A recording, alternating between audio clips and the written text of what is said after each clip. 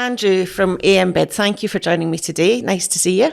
Great to be here, Yvonne. Thank you for asking me. Oh, you're welcome. You're welcome. So, Andrew, for those out there who don't know what you do, can you summarise your professional experience to date? So, I actually started work in social housing, and I worked in local government for 12 years. And while there, I started to get involved in putting things out to tender and marking bids and interviewing suppliers. And I eventually got headhunted by a London-based firm that wanted me to cross over and work for them instead. Purely to focus on bidding? Yes, yeah. And with the City of Edinburgh's Council's permission, I made that move and worked for one of their suppliers, a company called Orchard and Shipman, a London-based company that worked in something very closely aligned to my experience in social housing. It was providing landlord letting agency services, including the management of housing that was used virtually as social housing. Mm-hmm. So I was focused on winning more contracts for them across the UK. Did that for 5 years and then made the move to British Gas.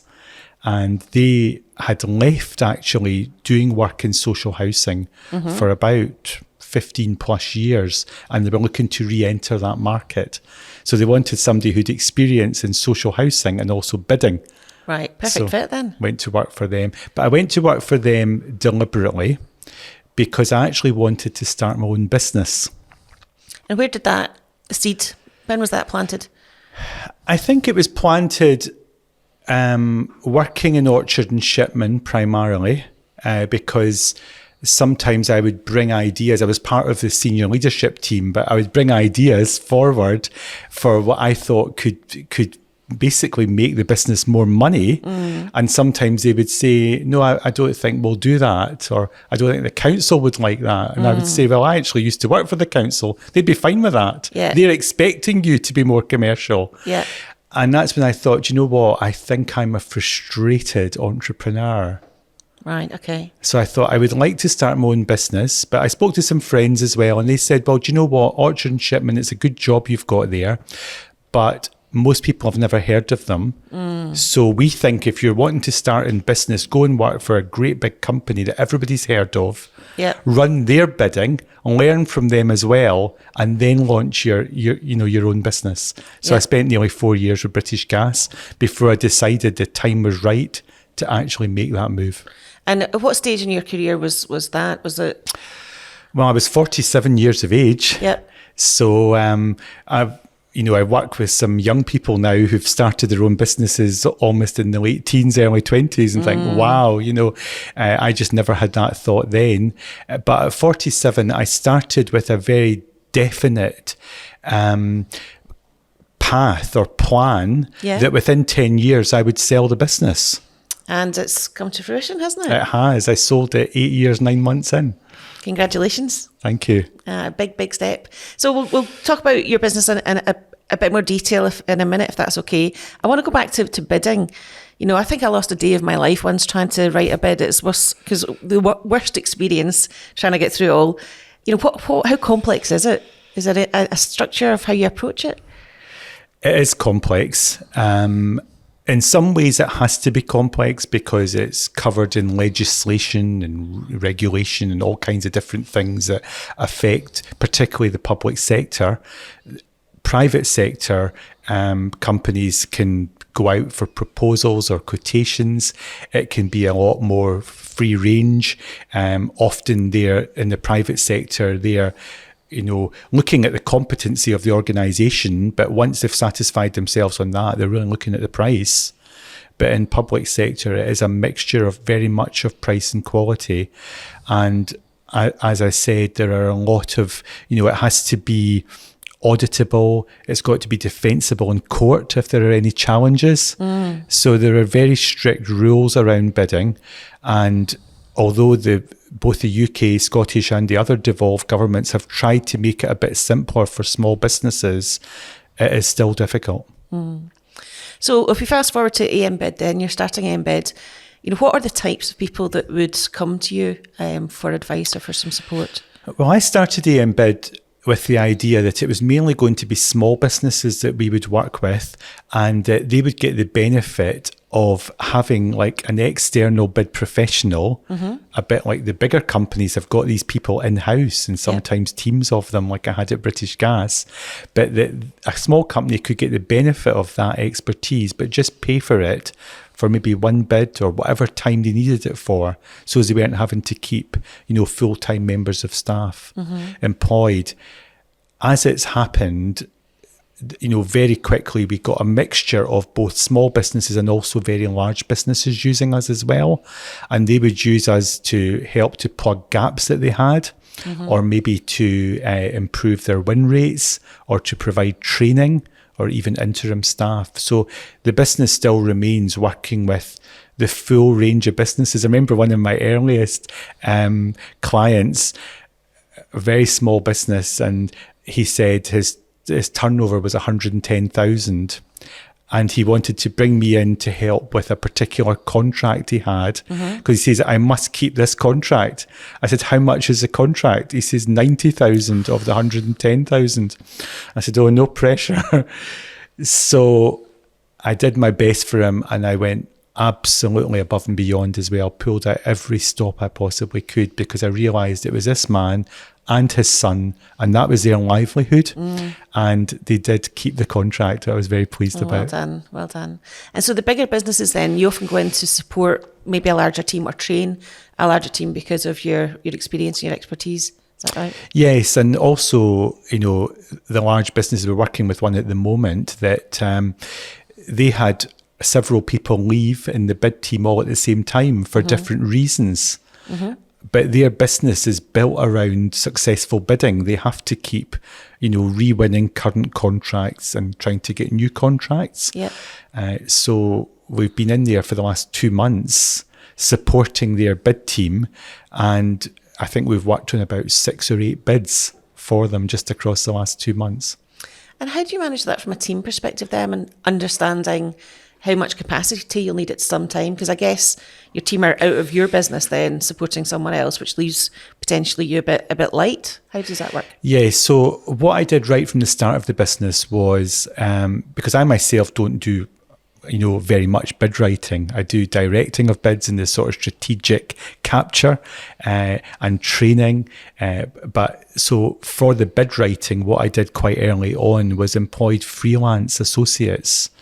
When I started the business 9 years ago, there was quite a few freelance associates around, but since COVID, it's absolutely mushroomed. Oh, really? The number of freelance associates. Yeah. A lot of people deciding they no longer want to work maybe for a big firm as a small cog in a big wheel, working maybe in an office. Some of the big companies are saying, look, you've got to be in the office even 3 days a week.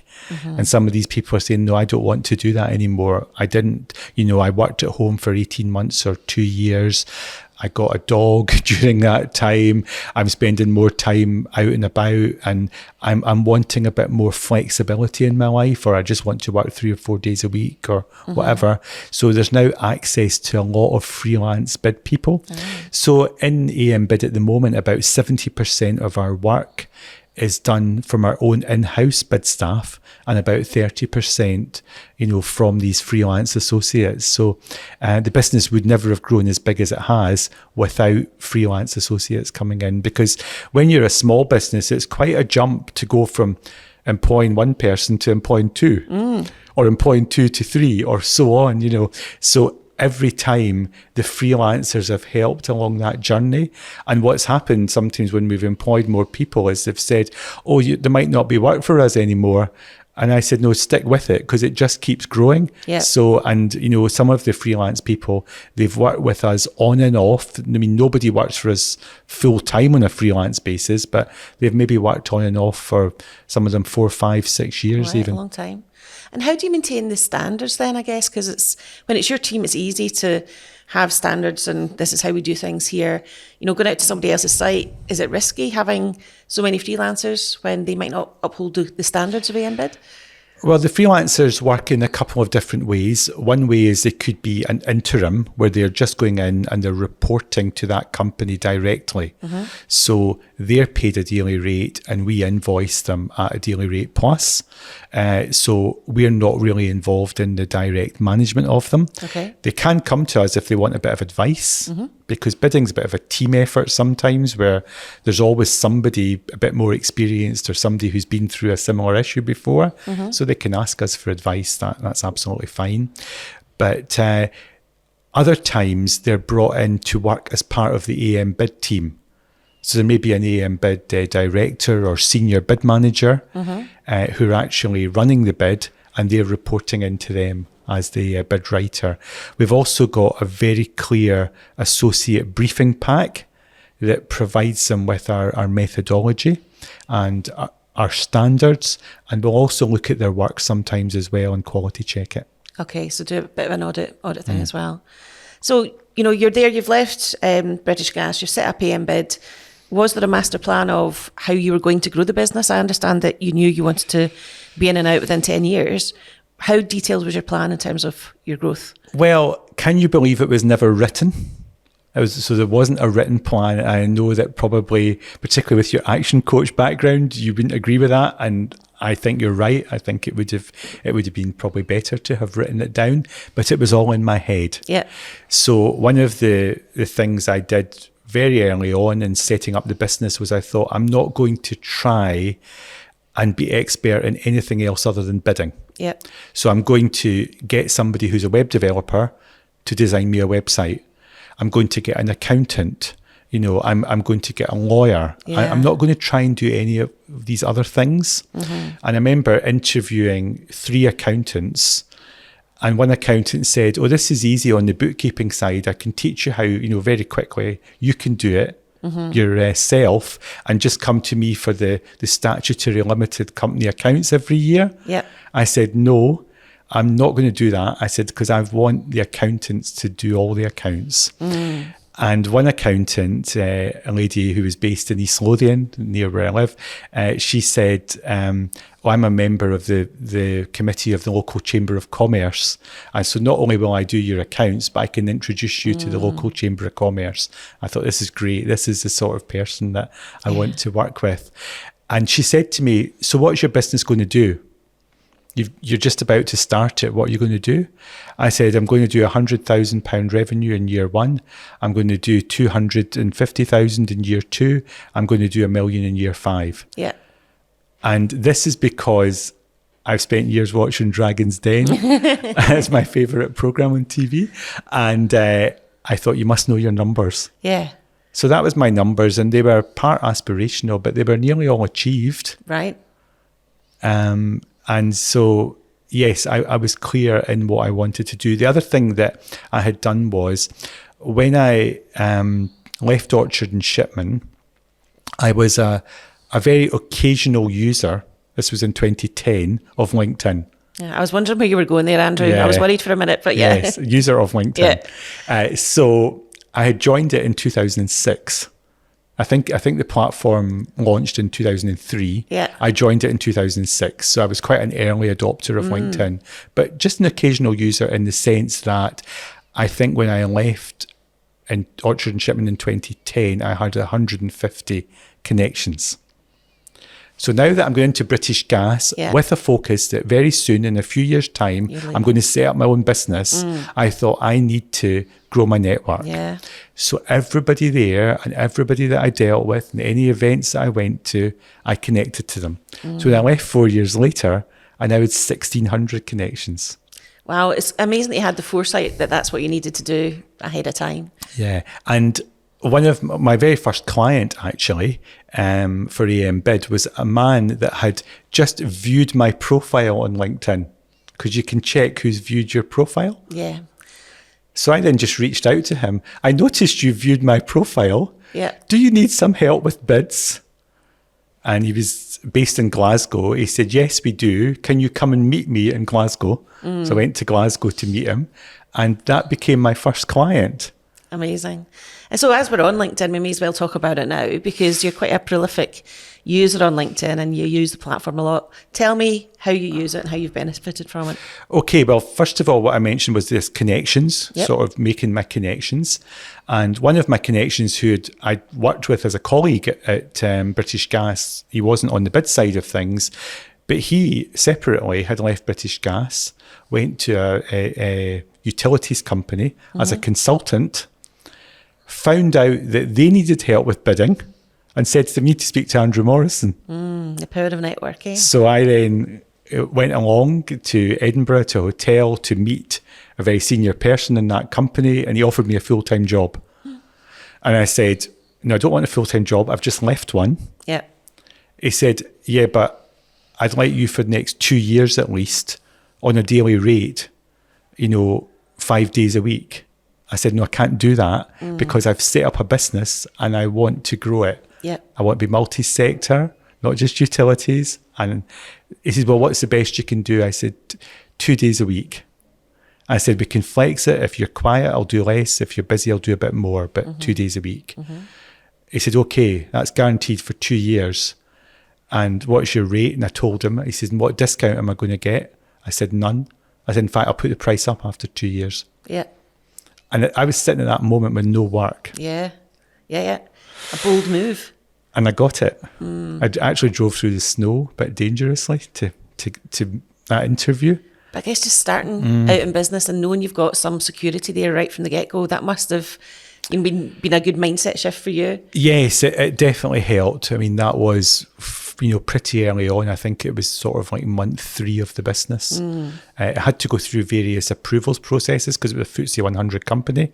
Wow. And so it took about 6 weeks to get started. Yeah. But once it started, it lasted about 2.5 years. Yeah. So it really did well. And also a really good example of how your reputation preceded you because you didn't have to do a lot of selling there by the sounds of things. Yeah, I didn't. I think I had exactly the right experience that company were looking for. But I continued with LinkedIn. I continued making connections, but also joining some of the interest groups. Yep. But then starting to publish content. So I could write an article, usually maybe about 500 to 1,000 words. And at what stage did you start publishing content? You joined in 2006. Oh, I think when I started the business in 2014, I was probably just began to do little updates and then maybe publishing content within a year or two. Okay. And I started publishing content that I would tend to replicate on the company's website. But then around about 2018, 2019, and I think that's around about the time that I met you as well, Yvonne, was I started getting into videos and just putting a video on LinkedIn, something just a minute or two. Yeah. So I was doing, before they even started LinkedIn Live, I was doing little videos and all I was doing was sharing expertise. I was quite cautious that very rarely would I do something that was overtly promoting AM bid. Yes. What I was promoting was the expertise that I had in bidding and how I could help businesses to win more bids or to get started in bidding or to deal with resource issues. And then I discovered that a new thing was starting called LinkedIn Live. And this was round about the same time as the pandemic. Yep. Where I'm stuck at home. Not only am I stuck at home, but the whole world was really. And had a lot of time, but also no other real way of getting our message out there. So I applied for a LinkedIn Live license. And this was not something you could buy. Yeah, you had to be approved. You had to be approved and make a case for it. And the first time I applied, I got turned down. I thought it was clear that I hadn't quite done enough videos. So I then started doing a few more. Because at that time, you had to show that people were interested in your videos. And then, you would, but I was also growing my network. So I was able to make a case a few months later. Well, my network now, I think at that point was over 10,000 connections. And I've got these virgin videos that I've posted and they're getting quite a lot of traction. And I then got approved for the live license. And my first LinkedIn Live was on the 30th of July, 2020. So we were all locked down. Yeah. Yeah. So it was still, and the lockdowns would be on and off and things like that. And I started and I was doing probably 1, 2, 3 LinkedIn Live videos every week. And you're consistent with them, as I recall. Yeah. And how many have you done now? Well, a couple of weeks ago, I did something I've been wanting to say for years, LinkedIn Live number 125. Very good. And I did it with Josh Littlejohn, who was the co-founder of Social Byte, somebody I've admired for years and worked along with it, on various things. So that was great. But I would say probably my first 100 LinkedIn Lives were probably done within the first 18 months of having the license. Actually now, LinkedIn's a lot more crowded place. A lot of people have woken up to this as the main business networking place to be. Yep. Everybody's there. Lots of people are posting content. So whereas I was quite an early adopter and people were stopping me at exhibitions, in 2021 and 2022, saying, I've seen you on LinkedIn. Yeah. I think if I was starting now, it'd be a lot more difficult. I think the market's more crowded. But actually doing the LinkedIn Lives were one of the main reasons that the Bid World's professional body, APMP, they named me the Global Thought Leader of the Year. Wow. Last year. What an accolade, well done. It was the first time they'd ever given that award. So I was the inaugural winner of it.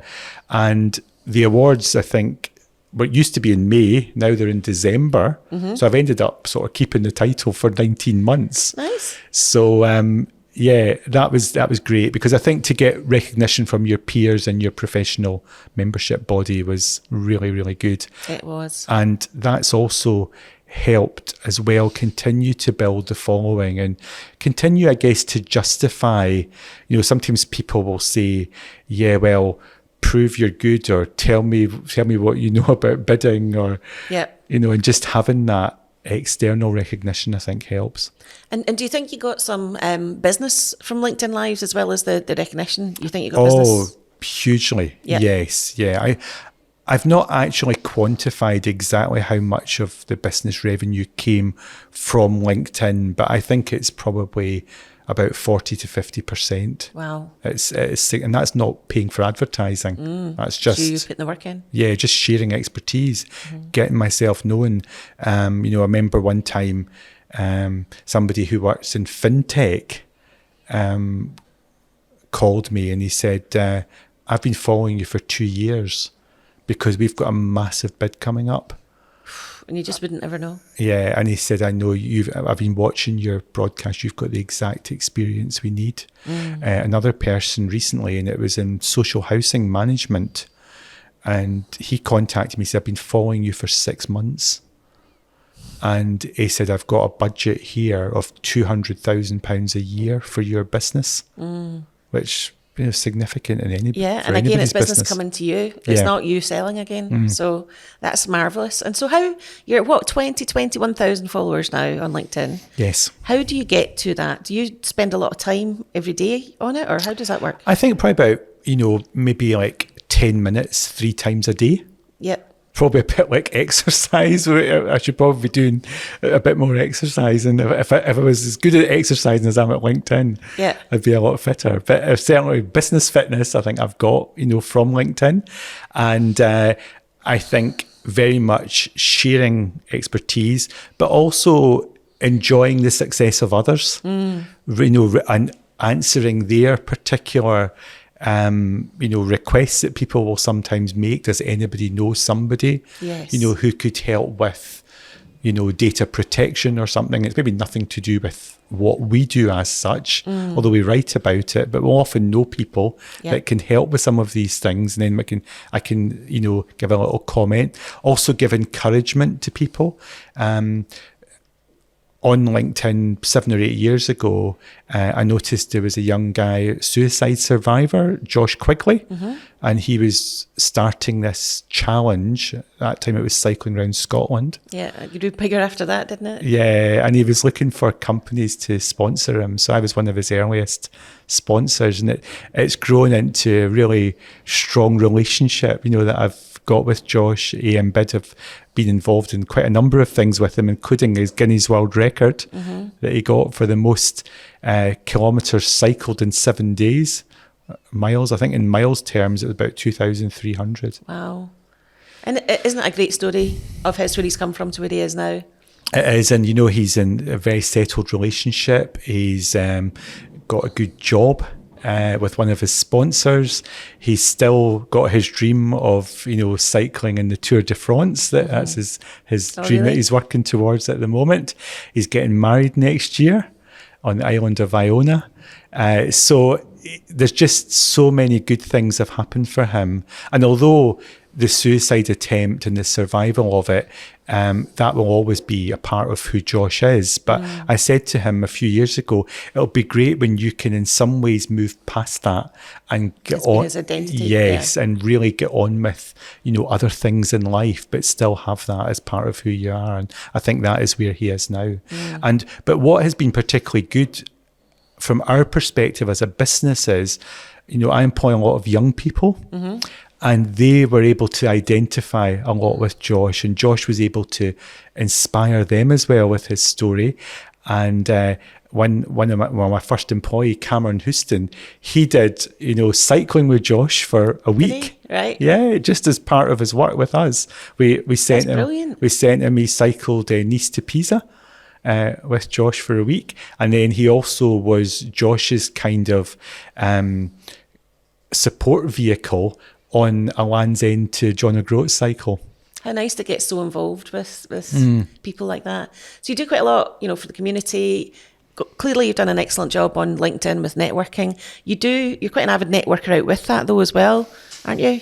Yes, although I've not, in probably the last year or two, I haven't done as much as I like to. I do like going to exhibitions and conferences. So this year I've been quite involved with Procurex, who put on the public procurement conferences across the UK. So I spoke at the national one in Birmingham in June. I'm speaking at the one in Scotland last day of October. So anybody who wants to bid for public sector contracts in Scotland, take a look at Procurex at the 31st of October, one-day event at the SEC. Involved a bit in things to do with, the housing sector as well, and, public sector frameworks. I also go to smaller networking events. I was at one yesterday at the Edinburgh Makery, and that's an amazing social enterprise. It's based at the foot of Leith Walk, and what they do is primarily deal with IT hardware, but they deal with other things as well. And they will do a bit of work on maybe old computers, laptops, keyboards, different things that, maybe bigger companies are getting rid of or replacing. Yep. They'll donate them to them, and they will then, give these to other charities or people who are digitally excluded in some way, and help them to actually, be part of the digital world that most of us are in. So they put on a business networking event every month, and I've attended some of them. I also were members of the Edinburgh Chamber of Commerce and the Midlothian and East Lothian Chamber of Commerce. I get involved with Entrepreneurial Scotland, going to a big event at Glen Eagles with them quite soon. Also the Institute of Directors as well, who were kind enough to give me a Director of the Year award a few years ago. So since then I've been a member of IOD as well. So yes, I do like networking. Yeah, and it's been part of your strategy to grow your business, and it's served you well. So clearly a real success story with your time in business. What were some of the bumps in the road though? What's been most difficult about growing your business? I think COVID-19, that's probably what most people sitting in this chair will say, that it was a very scary time. Yeah. And I don't think any of us really saw that coming. I'd love to say I did. Every year I publish an article at the end of the year that talks about the next year's bid trends. Yeah. And usually I get most of them right. But way off. At the end of 2019, I never saw that one. We had just in October the 1st, around about October the 1st, 2019, celebrated 5 years in business. And I did something that was quite unusual. I thought, let's have a party for 5 years in business, and let's go to my favourite hotel in Edinburgh, the Balmoral, and let's have a dinner for 55 people, and let's just make a big event of it. Nice. And some people said, because I wanted more for the staff and some of our clients, but also people that had helped us along the way as well.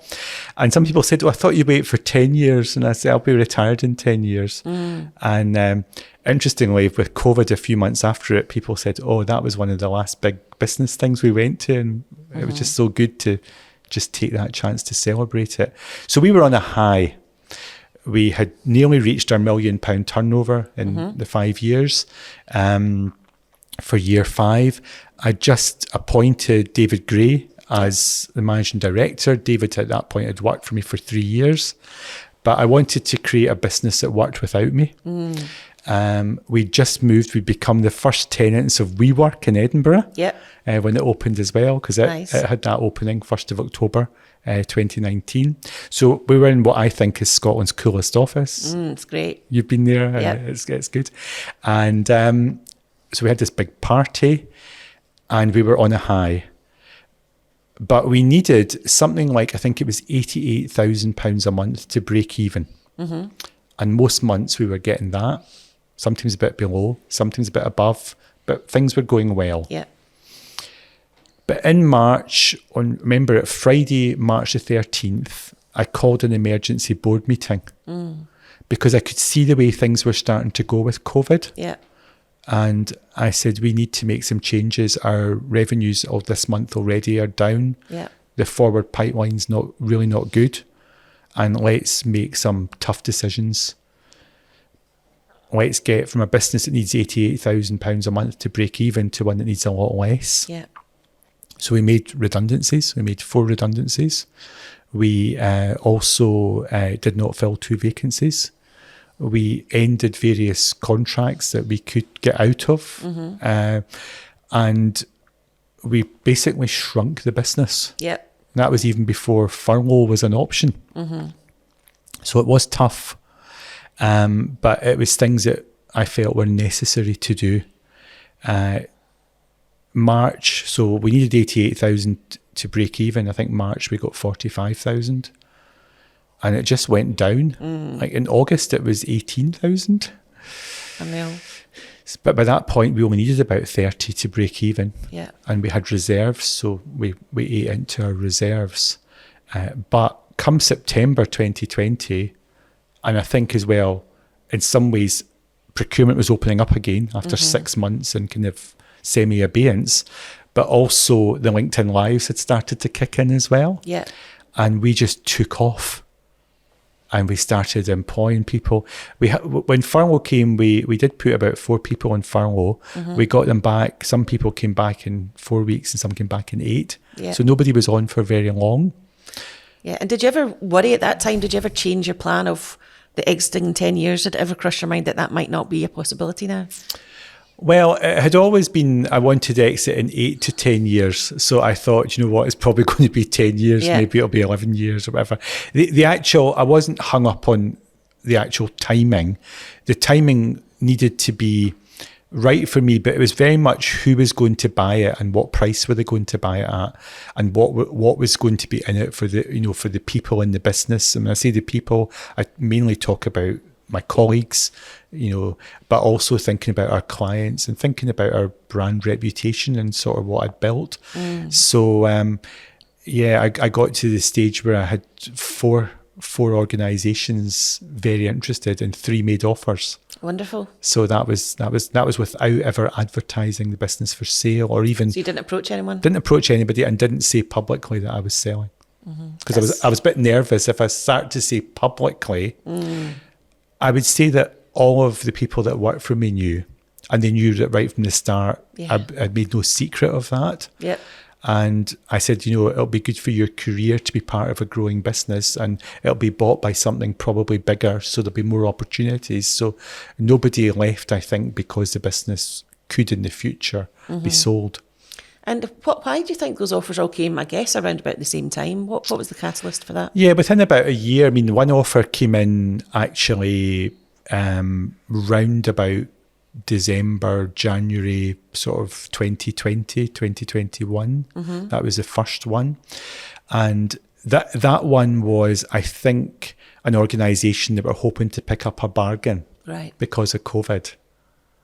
And I said, no, you're not going to get a bargain because already we are regrowing and we're going to be bigger than we ever were before. So I'm not going to give away a bargain. Yeah. But then in more recent times, the offers were, I think, organisations that, but once you've been in business at that point for 8+ years, people are taking you seriously. We had over $1 million turnover 2 years in a row.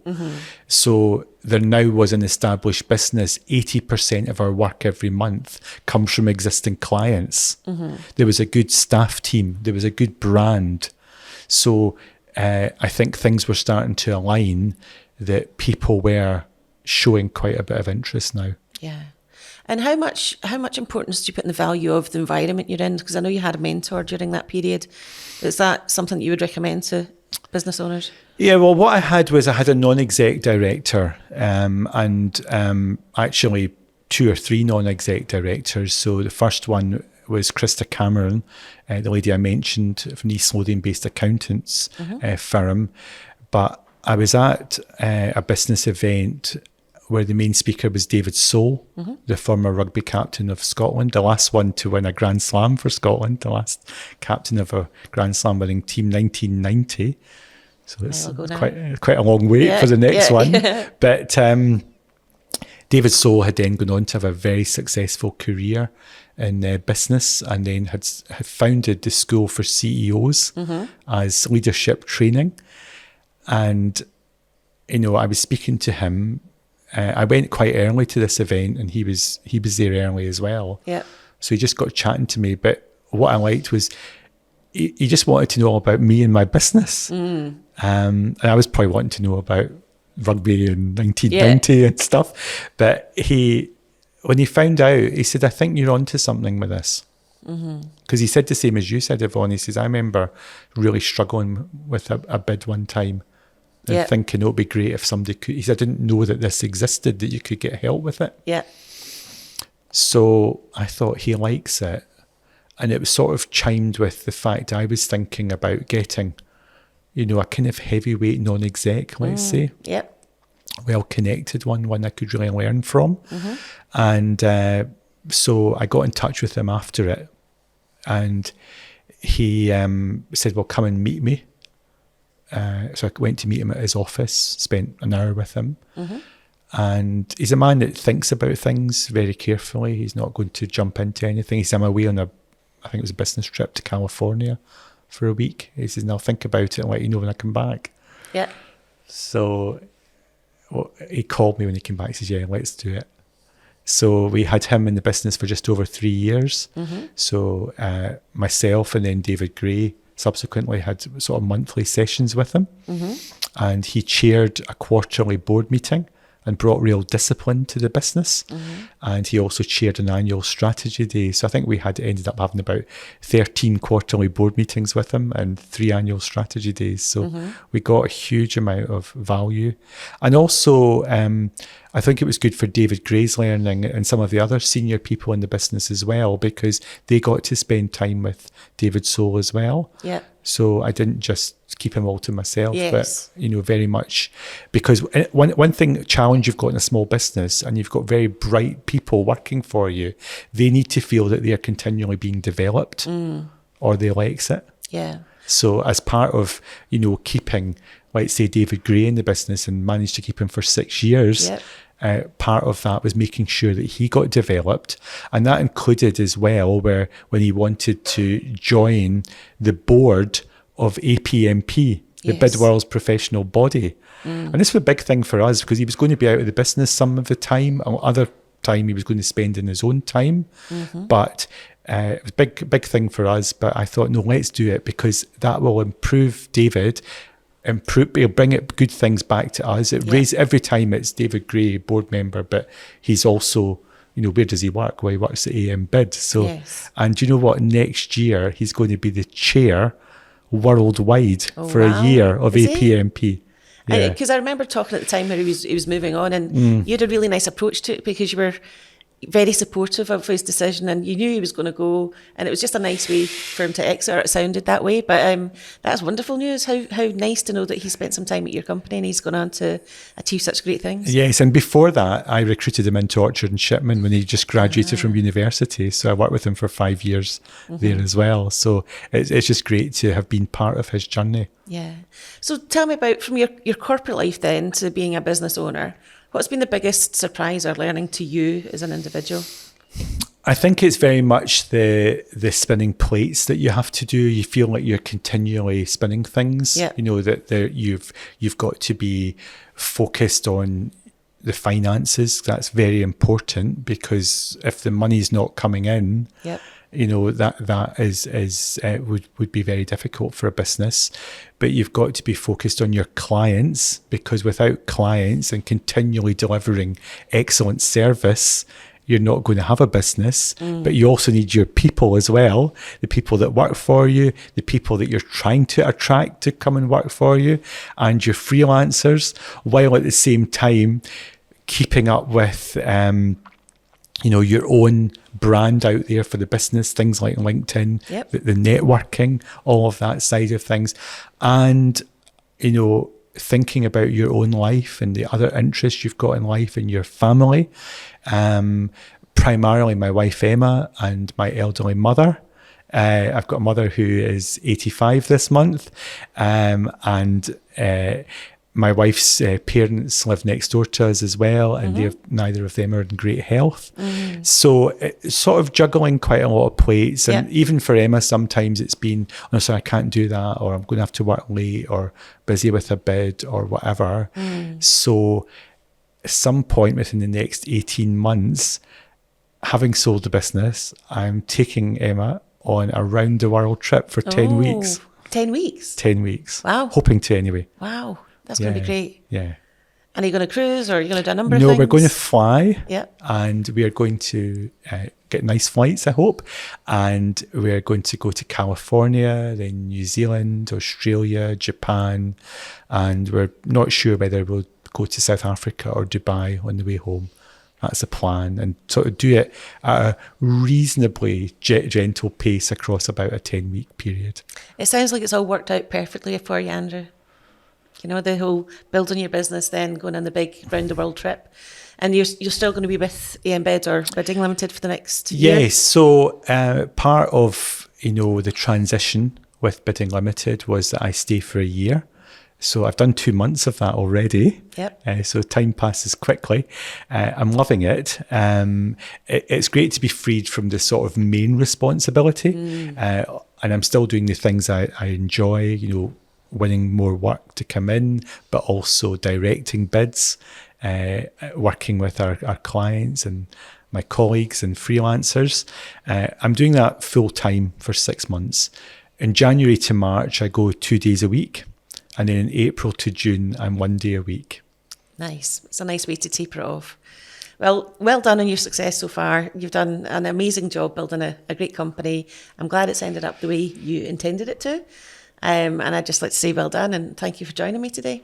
Yeah, thank you, Yvonne. And there will be another company which will just be me as a consultant, but that will be, as things finish with Bidding Limited, and maybe you'll invite me back to talk about that. Let's have another chat nearer the time and you can tell us more. Thank you. Thank you.